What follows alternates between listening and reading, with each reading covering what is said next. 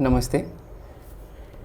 इस वीडियो को बनाने का मेरा ऑब्जेक्टिव है कि आप लोगों का फॉर्म जो मार्क्ड इनकम्प्लीट स्टेटस में किसी रीज़न की वजह से फंस गया है, वो हो सकता है कि आपने फॉर्म में असेंबली कॉन्स्टिट्यूंसी गलत डाल दिया हो, या फिर फॉर्म को शिफ्टिंग ऑफ रेजिडेंस भरते समय उसमें विद इन कॉन्स्टिट्यूंसी सिलेक्ट कर दिया, जबकि आपका जो फॉर्म होना चाहिए था वो आउटसाइड होना चाहिए था, या आउटसाइड को विद इन कर दिया, या कुछ भी गलती हो गई हो। अगर फॉर्म में कोई गलती होने की वजह से मार्क्ड इनकम्प्लीट स्टेटस में आपका फॉर्म चला जाता है।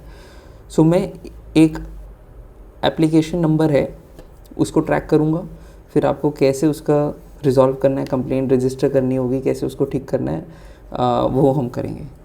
चलिए मैं आपको दिखाता हूँ। यहाँ पे मेरे पास एप्लीकेशन नंबर है, इसको मैं यहाँ से कॉपी करूँगा, ठीक है, और इसको मैं एक बार सबसे पहले ट्रैक करूँगा।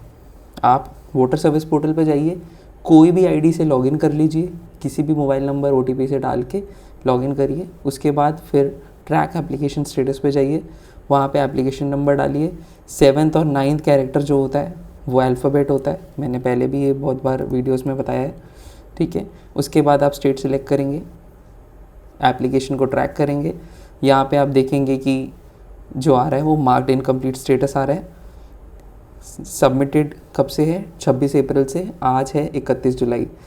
3 महीने से लगभग ये मार्क्ड इनकम्प्लीट स्टेटस में है। इसका मतलब ये है कि ये फॉर्म एक गलत कॉन्स्टिट्यूंसी में भरा गया है। सबसे पहले मैं आपको बता दूं, ये जो सिटीज़न है, जो ये रेजिडेंट हैं, इन्होंने अपना वोटर आईडी खड़कवासला से भोर में शिफ्ट कराना है, भोर असेंबली कॉन्स्टिट्यूंसी में, क्योंकि ये जहाँ पे अभी रहते हैं वो एरिया भोर असेंबली कॉन्स्टिट्यूंसी में आता है। बट इन्होंने जो फॉर्म सबमिट करा है वो खड़कवासला को सबमिट कर दिया, तो वो गलत हो गया है। तो ये फॉर्म सबमिट होना चाहिए था भोर असेंबली कॉन्स्टिट्यूंसी को। सो मैं यहाँ से ये एप्लीकेशन स्टेटस नंबर जो है इसको कॉपी करता हूँ, नेशनल ग्रीवेंस सिस्टम पे जाता हूँ, उसके बाद रजिस्टर कंप्लेंट करता हूँ। ये कंप्लेनेंट डिटेल्स कुछ भी हो सकते हैं, कंप्लेंट कौन रेज कर रहा है ये कोई भी हो सकता है, मैं, आप, कोई भी हो सकता है, ठीक है। इसके बाद जो सबसे इम्पॉर्टेंट चीज़ इसमें है रजिस्टर कंप्लेंट वाला सेक्शन। इसमें वहीं पे कंप्लेंट रजिस्टर करेंगे जिस गलत असेंबली कॉन्स्टिट्यूंसी को आपने ये फॉर्म भेज दिया है, जिस असेंबली कॉन्स्टिट्यूंसी को गलती से भेजा गया है, ठीक है, तो वो खड़कवासला है।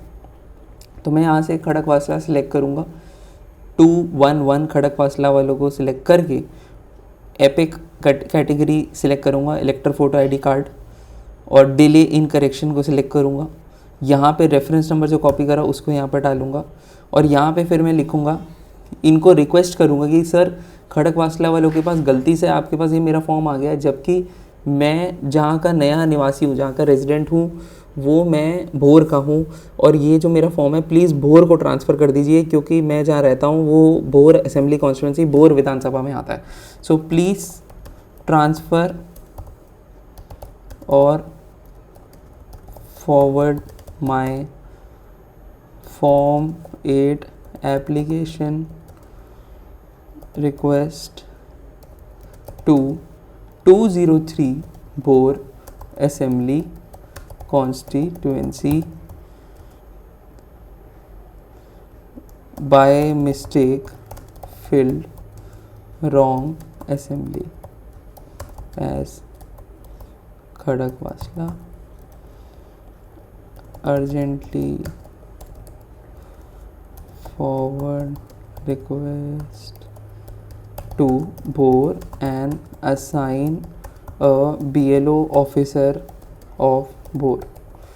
ये करके आपको बस सबमिट करना है। मेक श्योर कि जो आप फॉर्म, जो आप रिक्वेस्ट कर रहे हैं, जो आप कंप्लेंट रजिस्टर कर रहे हैं, वो खड़कवासला को करेंगे, क्योंकि आपने अपना जो फॉर्म भरा है वो खड़कवासला को गलती से भर दिया है। तो उन लोगों को बोलना है कि सर ये हमने गलती से आपको दे दिया है, ये फॉर्म को आप प्लीज़ भोर को ट्रांसफ़र कर दीजिए।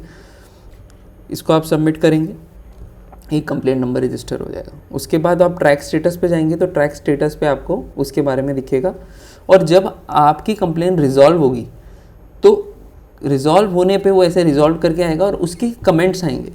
तो कमेंट्स ऐसे आ जाते हैं जैसे please come to voter centre, मतलब ऐसे करके कमेंट्स, रेजोल्यूशन, रिमार्क्स आ जाते हैं। अब मैं आपको एक और दिखाता हूँ। यहाँ पे देखिए मैंने कंप्लेंट रेज करी थी और यहाँ पे उनका ओके सर आ गया है। ठीक है, और फीडबैक भी दे सकते हैं। अगर आप संतुष्ट नहीं है तो रीओपन भी कर सकते हैं टिकट को। तो ऐसे करके आप अपना रिक्वेस्ट रेज करिए। अब प्रॉब्लम ये है कि मैं आपको बता दूं कि ये इंपॉर्टेंट क्यों है।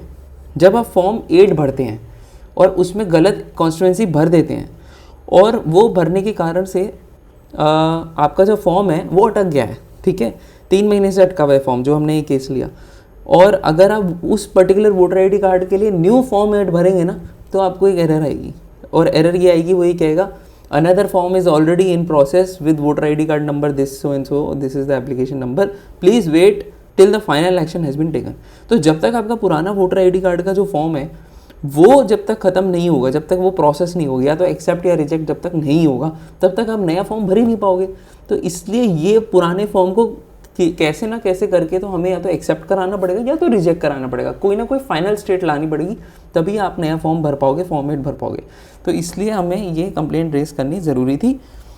और मैं आशा करता हूँ कि इस वीडियो से आप लोगों को हेल्प मिली होगी, और आप कैसे कंप्लेंट रेज करते हैं वो भी मैंने आपको सिखा दिया।